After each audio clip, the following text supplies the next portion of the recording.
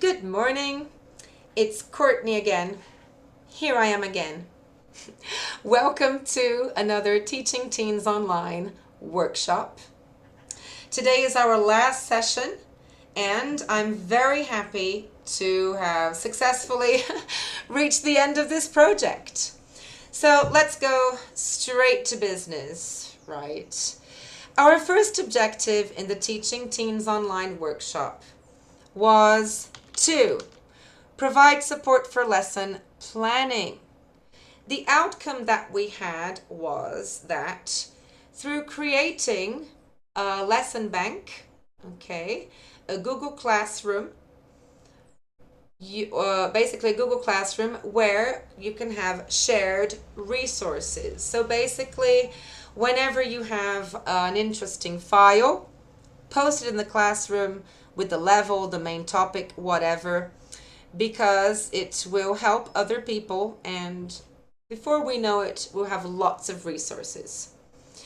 The second outcome we expected was support for troubleshooting. During our discussions, we talked about behavior problems, possible learning constraints, even emotional problems that students might face. And our main conclusion was that the human factor plays a huge role in achieving success with our students. What I'm trying to say is, when your students are tired, it's okay to adapt the activity, right?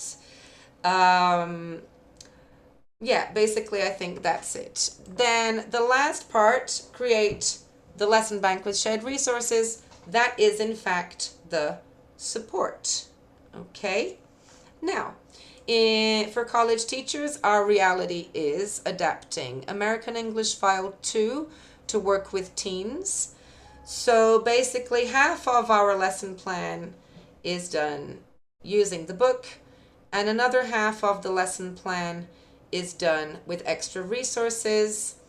That takes at least an hour extra planning to find the extra resources. So basically, adapting an online course increases the amount of preparation that you have to do, which if you think about it, I don't know if is really a bad thing, because we're not commuting anymore. So I suppose it's part of our new reality.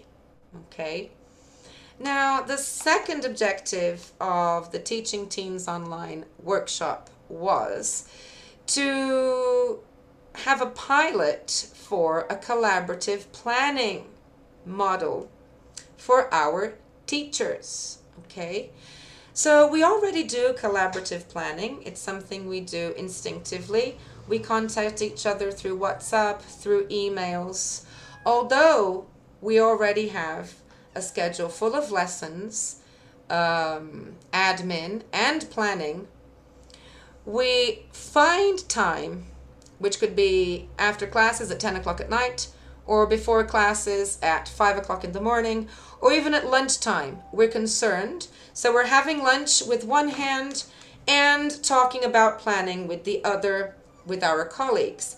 Now, this is all very fine and well, but how sustainable is it? We talk so much about sustainability. I think it's about time we start thinking about ourselves.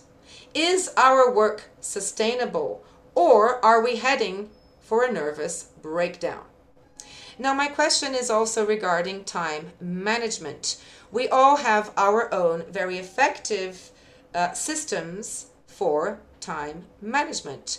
The fact that we do not have free time is not because of lack of planning. It is because of the sheer volume of the information that we have to handle. Okay? Because we're not just teaching. We don't have a course book anymore. I can open a course book, I can look at the teacher's guide, provide an extra article to spice it up a little bit. Those were the good days, my friends. Now, you better plan every single lesson, every single minute. Not that we didn't do that before, but just bringing in the extra is really time consuming. Now, that's not something that I don't like doing. I really enjoy planning. So if you are teaching for 8 hours, you need to include at least half an hour planning for those 8 hours. So you're talking about a 12-hour day. That's not to mention handling schedules, students rescheduling. So we're talking about 12 hours days, Monday through Friday. 12-hour days, Monday through Friday. Is that sustainable? We know it is. We all do it, and we love it, right? We love doing what we do. But my point is, we need to use time to our advantage. Time is on our side. So in the next video, I will explain the collaborative planning model that I'm going to put forward, and I would like your suggestions and your feedback if you think it might work for us.